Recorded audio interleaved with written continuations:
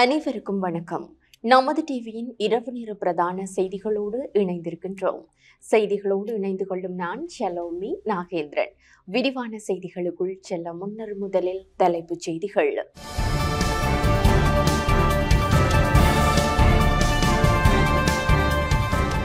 சர்வதேச தொழிலாளர் தினம் இன்று. தமிழர் பிரதேசங்களில் விண்ணை முட்டிய மே தின நிகழ்வுகள். அரசியல் வியாபாரம் இல்லாதொழிக்கப்பட்டுள்ளது. மே தின கூட்டத்தில் ஜனாதிபதி முழக்கம்.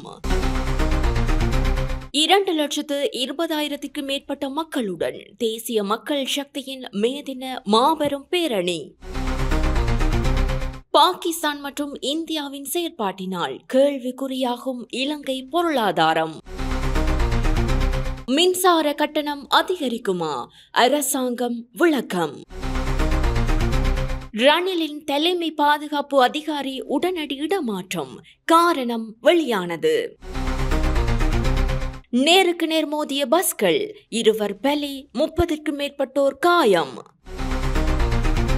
பகிடி வதையால் பல்கலைக்கழக மாணவன் தவறான முடிவெடுத்து உயிர் மாய்ப்பு. இஸ்ரேலில் தேசிய அவசரகால நிலை பிரகடனம். தொடர்பான உள்நாட்டு செய்திகள்.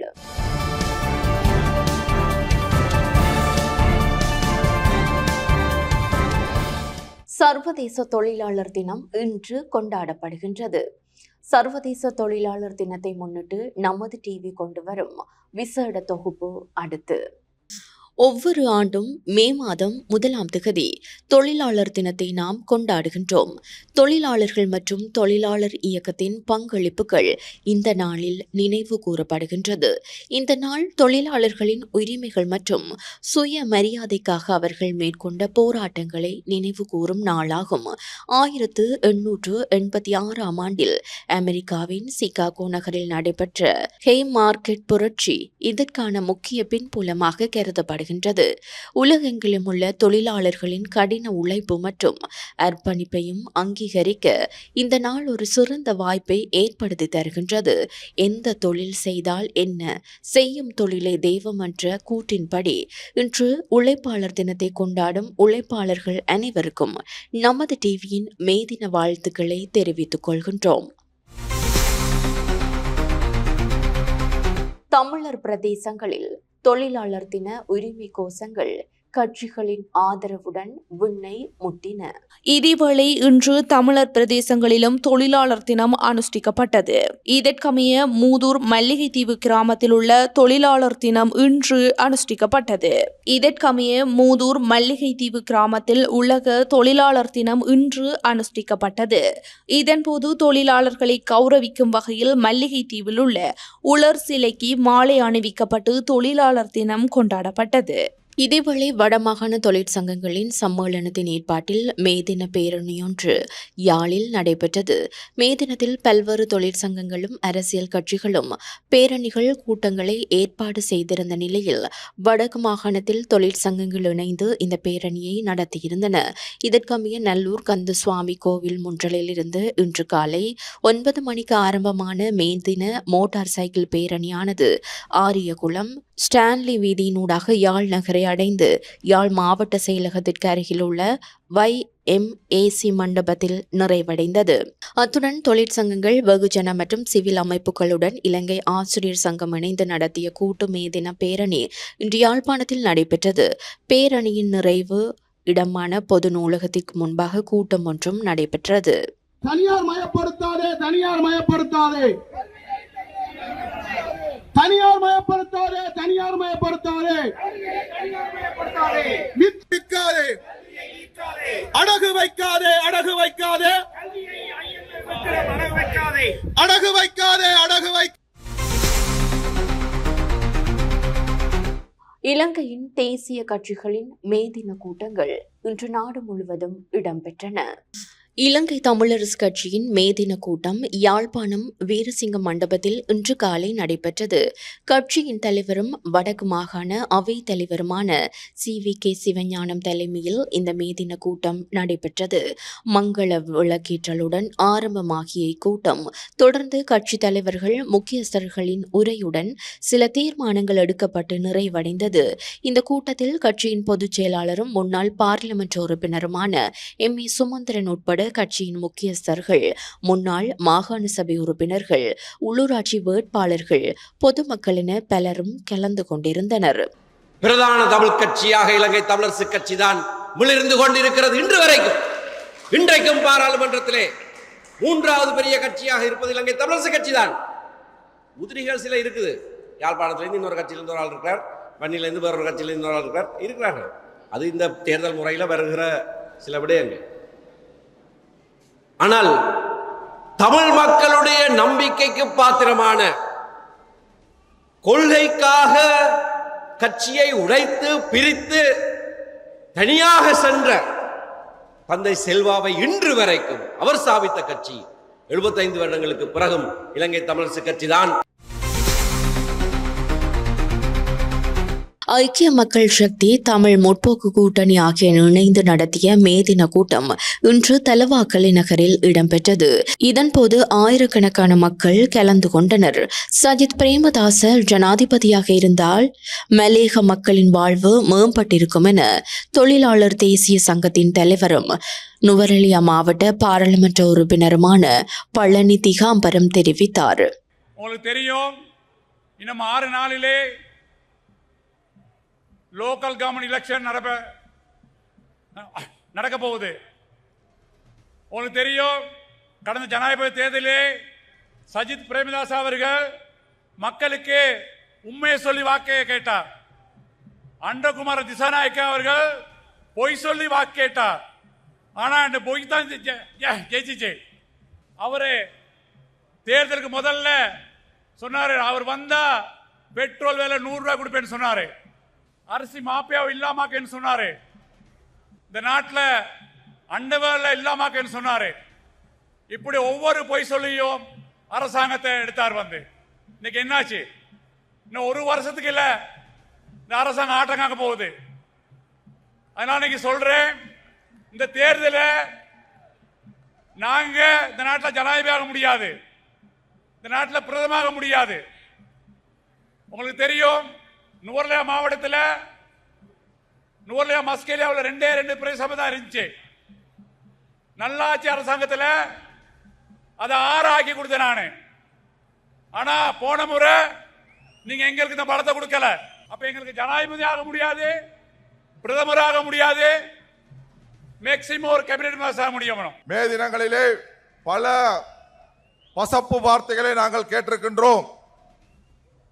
இருந்த ஜனாதிபதிகள்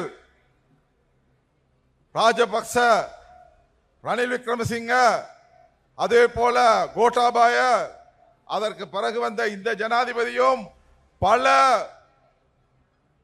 விஷயங்களை சொல்லியிருக்கின்றார் தொழிலாளர்களுக்கு. போன வருஷம் மே தினத்தில் ரணில் விக்ரமசிங்க அவர்கள் ஈதோகாவுடன் சேர்ந்து சொன்னார், 1700 ரூபாய் கசட் அடிச்சிருக்குது, உங்களுக்கெல்லாம் 1700 ரூபாய் கிடைக்குதுன்னு. இதுவரைக்கும் 1700 ரூபாய் இல்ல. இப்பொழுதே ஜனாதிபதி என்ன சொல்றார்? நான் 1700 ரூபாயை பத்தி பேசுறேங்கிறாரு. எப்ப பேசுவாரு, எப்ப முடிப்பாரு, எப்ப எங்களுக்கு சம்பளம் கிடைக்கும்?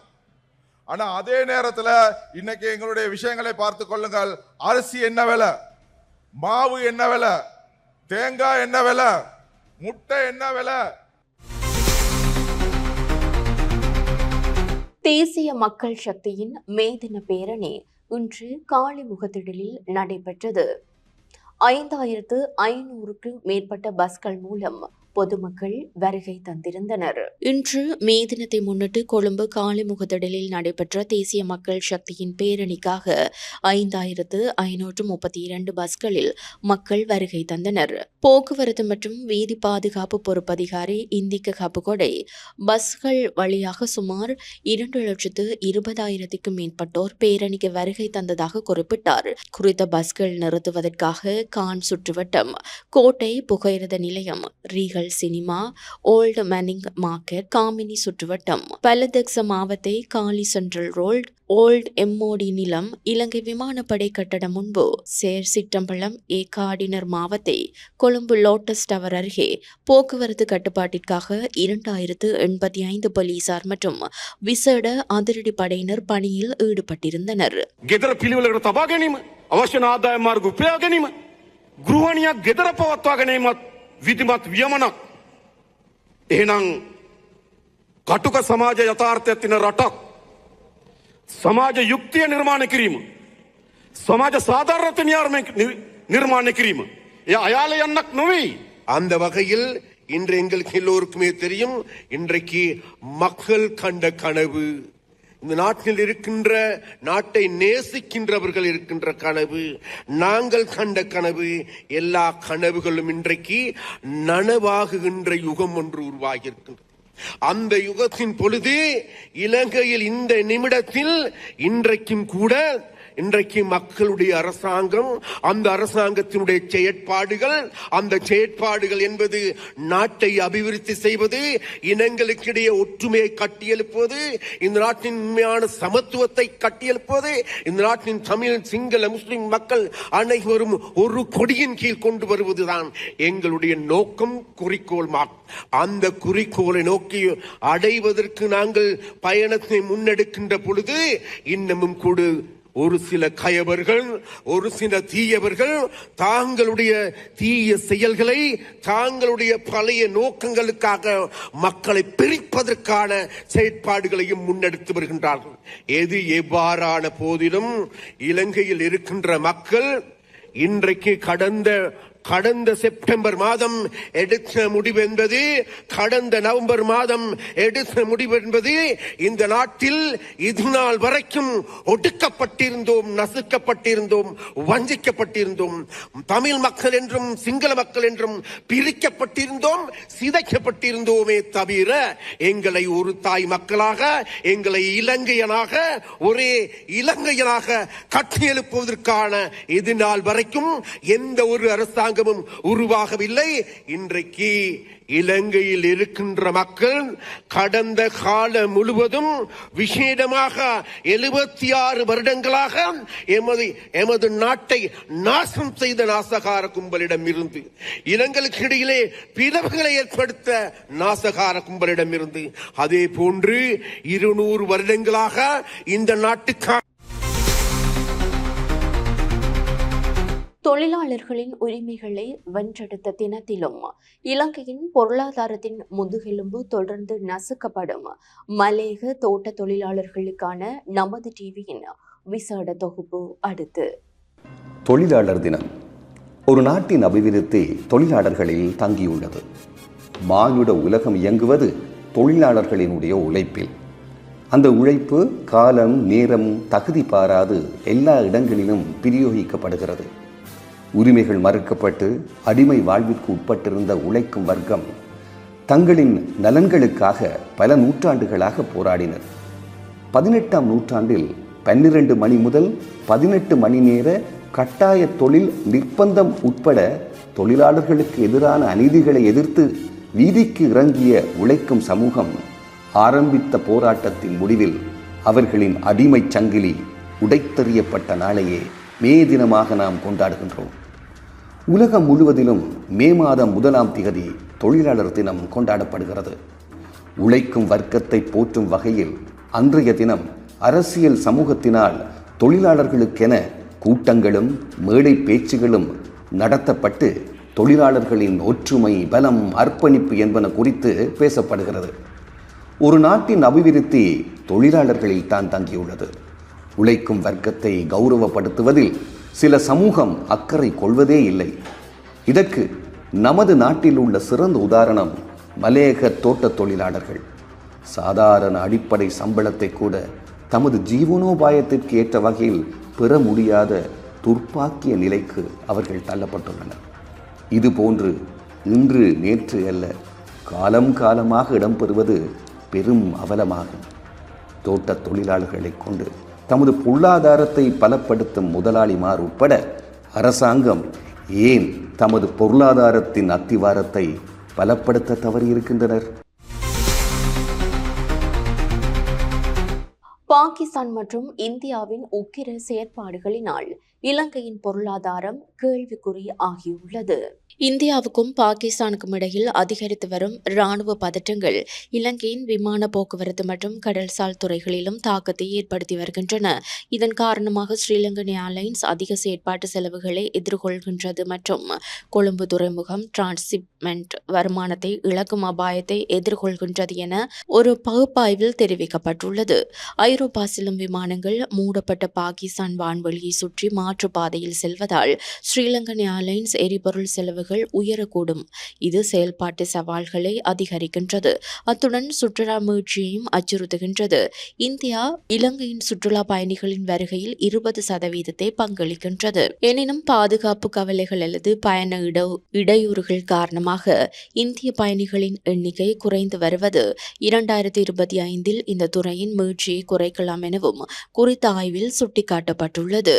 எனவே கொழும்பின் லாபகரமான டிரான்ஸ்ஷிப்மெண்ட் வணிகத்தில் ஒரு பகுதியை இழக்க நேரிடும். அத்துடன் குறுகிய கால வர்த்தக இடையூறுகள் சாத்தியமில்லை. ஆனால் நீடித்த விரோதங்கள் இலங்கையின் சுற்றுலாத்துறையில் அழுத்தத்தை அதிகரிக்கக்கூடும் என குறிப்பிடப்படுகின்றது.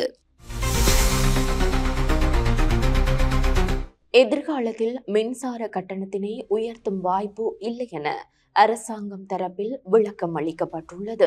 அண்மையில் சர்வதேச நாணய நிதியம் வெளியிட்ட அறிக்கையை தொடர்ந்து ஏற்பட்ட குழப்பத்திற்கு பதிலளித்த பொருளாதார அபிவிருத்தி அமைச்சின் பிரதி அமைச்சர் அனில் ஜயந்த பெர்னாண்டோ எதிர்காலத்தில் மின்சார கட்டணங்களை உயர்த்தும் வாய்ப்பு இல்லை என தெளிவுபடுத்தியுள்ளார். சர்வதேச நாணய நிதியத்தின் இலங்கை பணிக்குழு தலைவர் இவான் பாவஜி ஜோர்ஜியோ நட்டமின்றி மின் உற்பத்தி செலவுகளை மீட்டெடுக்கும் கட்டண திட்டத்தை விரைவில் நடைமுறைப்படுத்த வேண்டும் எனவும் இது சர்வதேச நாணய நிதியத்தின் நிதி உதவி திட்டத்தின் 4வது மதிப்பீட்டுக்காக அவசியம் எனவும் தெரிவித்திருந்தார். இதற்கு பதிலளிக்கும் முகமாக பிரதி அமைச்சர் அனில் ஜயந்த பெர்னாண்டோ மின்சார கட்டணங்களை உயர்த்த வேண்டிய கட்டாயமில்லை எனவும் மின் உற்பத்தி செலவுகள் உயரும் போது மட்டுமே கட்டண உயர்வு ஏற்படும் எனவும் கூறினார். மேலும் கடந்த காலத்தில் அந்த செலவுகள் முறையாக வசூலிக்கப்படவில்லை என்பதையே சர்வதேச நாணய நிதியம் கூறியுள்ளது என பிரதி அமைச்சர் அனில் ஜயந்த பெர்னாண்டோ குறிப்பிட்டார்.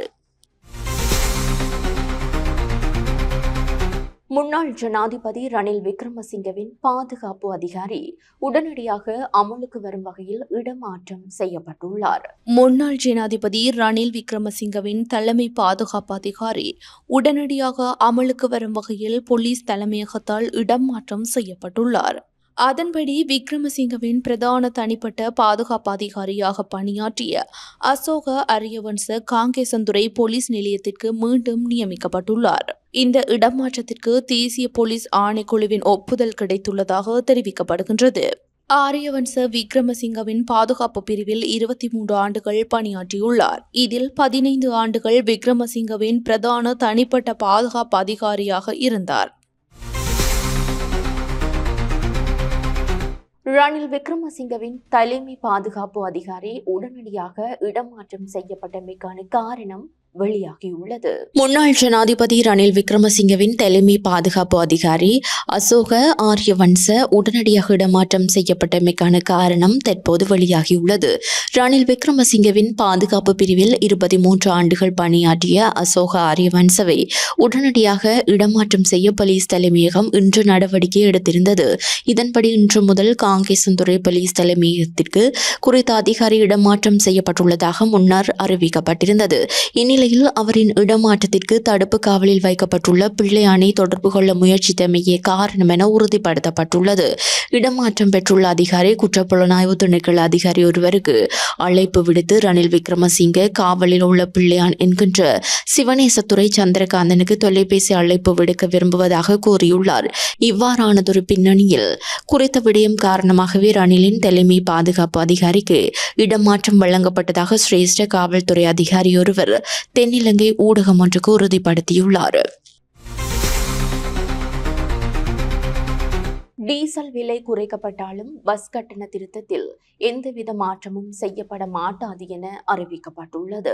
டீசல் விலை 12 ரூபாவினால் குறைக்கப்பட்டிருந்தாலும் பஸ் கட்டணத்தில் எந்த ஒரு திருத்தமும் மேற்கொள்ளப்பட மாட்டாதென இலங்கை தனியார் பஸ் உரிமையாளர்கள் சங்கத்தின் தலைவர் கெமுனு விஜயரத்ன தெரிவித்துள்ளார். எரிபொருள் விலை மட்டும் பஸ் கட்டணங்களை பாதிக்கும் ஒரே காரணி அல்ல எனவும் ஏனைய அனைத்து செலவுகளும் அதிகரித்துள்ளதாகவும் கெமுனு விஜயரத்ன குறிப்பிட்டார். பஸ் கட்டணங்களில் திருத்தம் மேற்கொள்ள வேண்டுமெனில் டீசல் விலையை 25 ரூபாய் முதல் 30 ரூபாய் வரையில் குறைக்க வேண்டும் எனவும் அவர் தெரிவித்தார். இதேவேளை இந்த வருடம் மே தின கூட்டங்களுக்காக பஸ்கள் கோரப்படவில்லை எனவும் அவர் மேலும் கூறினார்.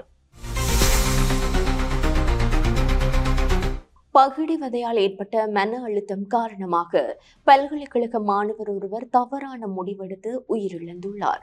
பகிடிவதையால் அவமானம் தாங்க முடியாமல் மனமுடைந்த பல்கலைக்கழக மாணவன் தவறான முடிவெடுத்து உயிரிழந்துள்ளார். சப்ரகமுவ பல்கலைக்கழக தொழில்நுட்ப பொறியியல் பீடத்தில் 2ஆம் ஆண்டு படிக்கும் 23 வயதுடைய சரித் தில்சான் எனும் மாணவனே இவ்வாறு தற்கொலை செய்து கொண்டார். கடந்த 27ஆம் தேதி பல்கலைக்கழகத்தில் நடைபெற்ற புத்தாண்டு கொண்டாட்டத்திற்கு பிறகு அவர் 28ஆம் தேதி கம்பளை இகலகமவில் உள்ள தனது வீட்டிற்கு திரும்பியுள்ளார். பின்னர் ஏப்ரல் 29ஆம் தேதி மாலை தனது வீட்டின் பின்புறம் தூக்கிட்டு தற்கொலை செய்து கொண்டார். பல்கலைக்கழக புத்தாண்டு கொண்டாட்டத்தின் போது அவருக்கு ஏற்பட்ட தாங்க முடியாத அவமானமே அவரது தற்கொலைக்கு வழிவகுத்ததாக அவரது உறவினர்கள் மற்றும் நண்பர்கள் குற்றம் சாட்டுகின்றனர். இதேவேளை கடந்த 2 வருடங்களாக சப்ரகமுவ பல்கலைக்கழக மாணவர்களால் தனது மகன் பல்வேறு வகையான துன்புறுத்தல்களுக்கு ஆளானதாக குறித்த மாணவனின் தந்தை குற்றம் சாட்டினார். மின்னேரியாவில் நேருக்கு நேர் 2 பஸ்கள் மோதியதில் 2 உயிரிழந்த நிலையில் 30க்கும் மேற்பட்டோர் காயமடைந்துள்ளனர். மின்னேரியா ஹபரணி வீதியில் ராணுவ முகாமுக்கு முன்னால் 2 பஸ்கள் நேருக்கு நேர் மோதி விபத்துக்குள்ளாகின. குறித்த விபத்தில் 2 பேர் உயிரிழந்ததுடன் 30க்கும் மேற்பட்டோர் வைத்தியசாலையில் அனுமதிக்கப்பட்டுள்ளதாக போலீசார் தெரிவித்துள்ளனர்.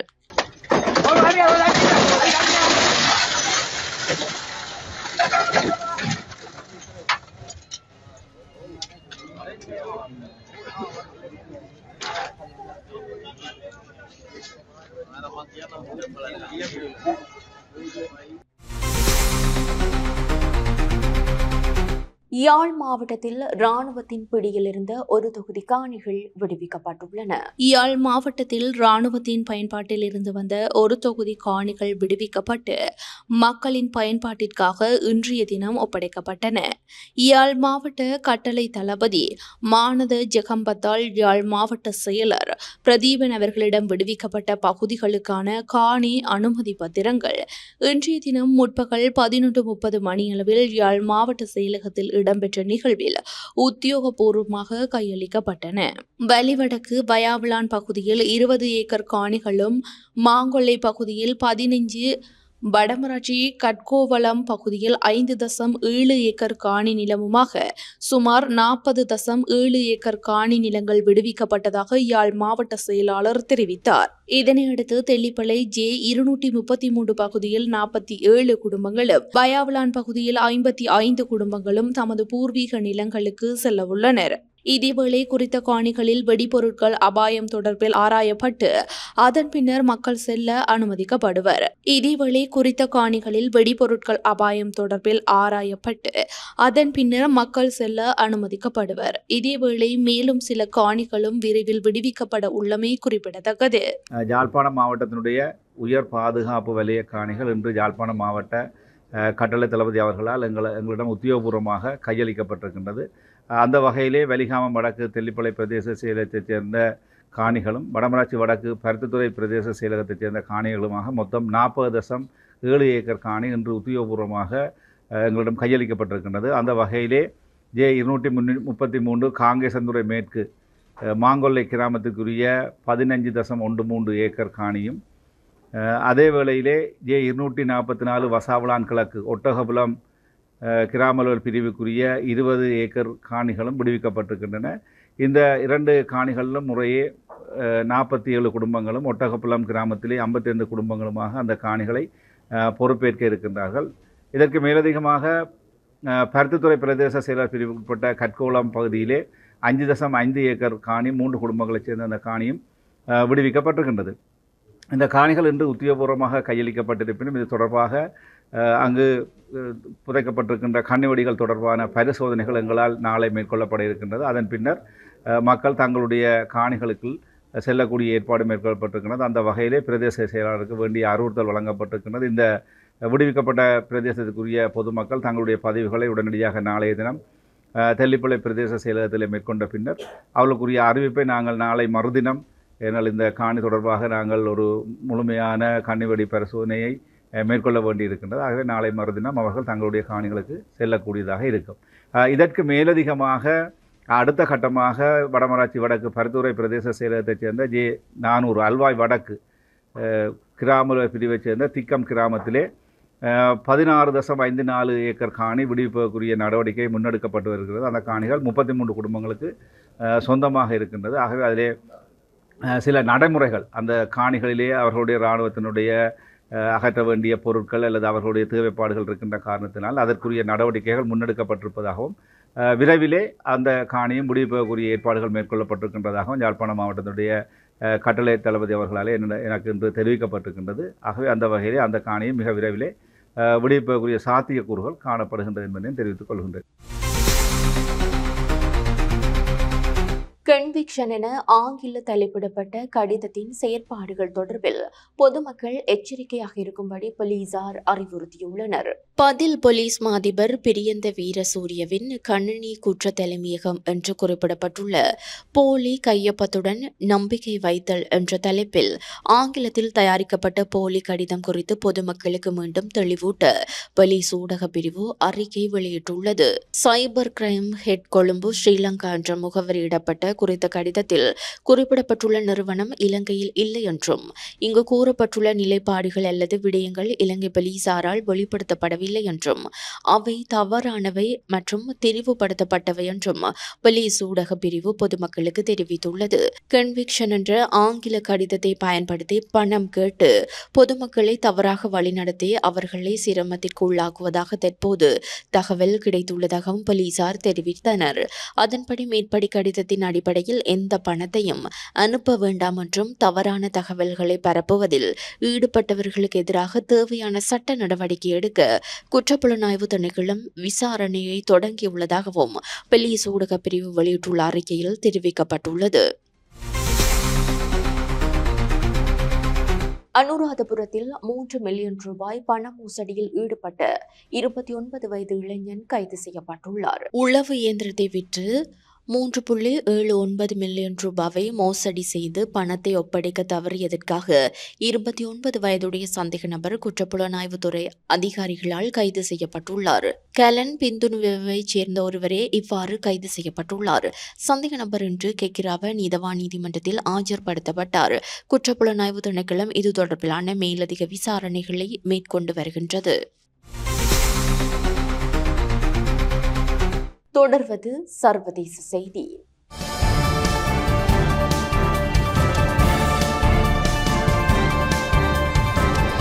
இஸ்ரேலில் தேசிய அவசர கால நிலை பிரகடனப்படுத்தப்பட்டுள்ளது. 10 ஆண்டுகளின் பின் இஸ்ரேலில் பாரிய காட்டுத்தீ ஏற்பட்டுள்ளது. குறித்த காட்டுத்தீயினால் குறைந்தது 13 பேர் வரை காயமடைந்துள்ளதாக அங்கிருந்து கிடைக்கும் தகவல்கள் தெரிவிக்கின்றன. தீயணைப்பு நடவடிக்கைகள் மும்முரமாக நடைபெற்று வருவதாகவும் தெரிவிக்கப்படுகின்றது. இந்நிலையிலேயே தேசிய அவசர கால நிலை பிரகடனப்படுத்தப்பட்டுள்ளது. தொடர்வது விளையாட்டுச் செய்தி.